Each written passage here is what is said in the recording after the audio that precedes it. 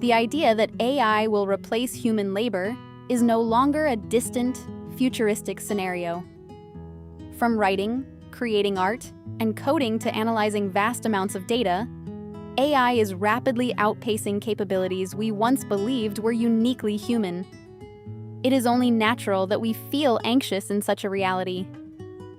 Questions like, will my job disappear? Will I be replaced? And what on earth do I need to learn to survive? Constantly occupy our minds. But I want to go a step further. Is the potential loss of our jobs truly the core of the problem? Perhaps the real issue lies not in the technology of AI, but in the fact that we have spent our lives proving our worth solely through achievement and utility. The Industrial Revolution in the mid-18th century quickly replaced human labor. Machines were stronger, tireless, and maintained consistent quality. Back then, people were terrified as they saw machines threatening their livelihoods. Eventually, the Luddite movement emerged, centered in England, the birthplace of the Industrial Revolution. That desperate struggle of workers trying to protect their jobs by breaking machines reveals the fundamental fear that humans cannot help but feel in the face of technological change. However, back then, there was at least a place left for humans. Workers in front of assembly lines moved in synchronization with the relentless pace of the machines, repeating the same motions. The machines replaced human muscles, moving faster, while humans became parts of that system, silently performing specialized tasks. The industrial society constantly whispered to us, work more efficiently, learn faster, and prove your utility. In that era, although physically exhausting, people found their place in a world where social utility was synonymous with proof of existence. But the AI revolution is a different story altogether. Now, machines are exceeding the limits of human physicality and replacing our thinking as well. They judge, analyze, create, and even communicate and learn from each other. We used to believe that work might be replaced by machines, but thinking is something only humans can do. But that boundary has quietly blurred. Today, AI is replacing uniquely human domains at an astonishing pace. At this point, we are finally asking ourselves, what was humanity truly born for? This question now goes beyond the issue of our professions. It shakes the very foundation of human existence. In truth, we have long proven our worth through social utility, school grades, corporate performance, social productivity, or our parents' expectations. Having grown up answering, "What can you do?" rather than, "Who are you?" we have been taught since childhood that we are loved when we do well, recognized when we produce results, and that we have the right to exist only when we are useful. Existence has been pushed behind action. That is why even taking a moment to rest makes us feel anxious today.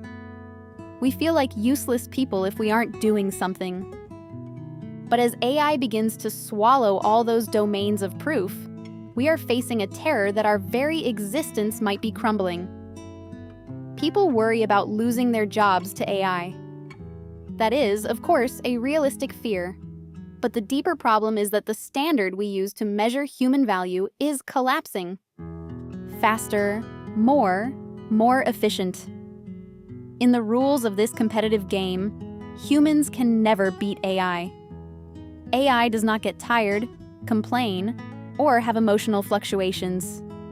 Yet, why do we constantly try to prove ourselves using the same standards as AI? Being exhausted, getting hurt, having to wait, and sometimes falling apart without having done anything. These vulnerabilities are the very proof of our humanity. When the world labels such human fragility as valueless, our anxiety begins to grow. Ultimately, the question we must ask in the age of AI is not, what skills should I learn to survive? Are humans merely beings to be evaluated by their utility? Or are we beings that hold inherent meaning within the truth? If we define humans solely by function and utility, human dignity will become trivial before a more efficient AI. But if we believe that we are beings created in the image of God, the story changes completely. A person's memories, tears, prayers, love, and the profound meaning born from suffering cannot be reduced to any high-performance algorithm. This is the decisive reason why we are different from AI.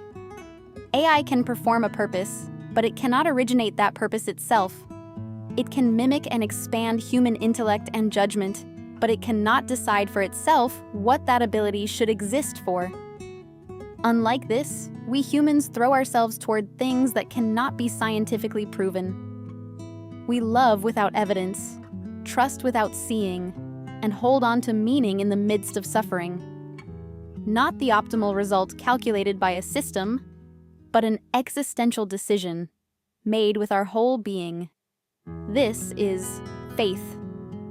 Hidden within these actions, which seem so inefficient by worldly standards, lies the deepest value of humanity. The unproductive time spent praying, waiting, and forgiving is the invisible power that sustains us as human. The Bible does not define humans by productivity. Beings created in the image of God. This is the beginning of our existence. Labor is precious, but the moment the fruit of that labor becomes the basis of our existence, we become slaves to the system.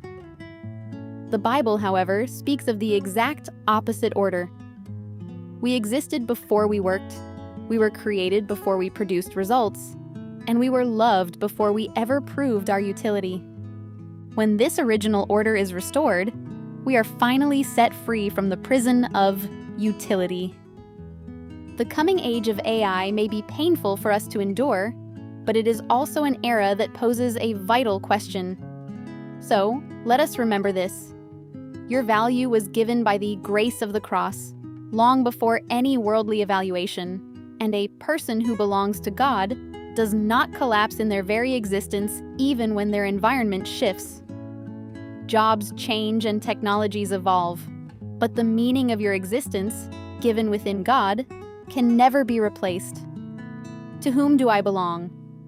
If we chase technology while avoiding this fundamental question, we will inevitably fall into deeper anxiety despite having powerful tools in our hands. The core of the problem is not the function of the tool, but the direction of our existence.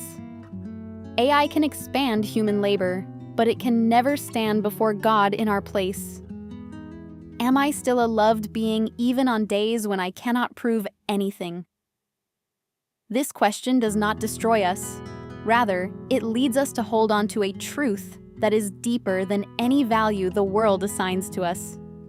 AI may provide us with more answers, but it can never answer the deepest questions regarding our existence. In the end, no matter what anyone says, you are a precious being created in the image of God, irreplaceable by any value in this world. So, please tell yourself now, you are not a person who is valuable only when you have something to prove, but a being who is already sufficiently loved in God, just as you are. I hope that the question you face today becomes an opportunity for you to stop a life of consuming anxiety and begin your true life. May the eternal peace of God rest upon your soul, weary from trying to prove your utility.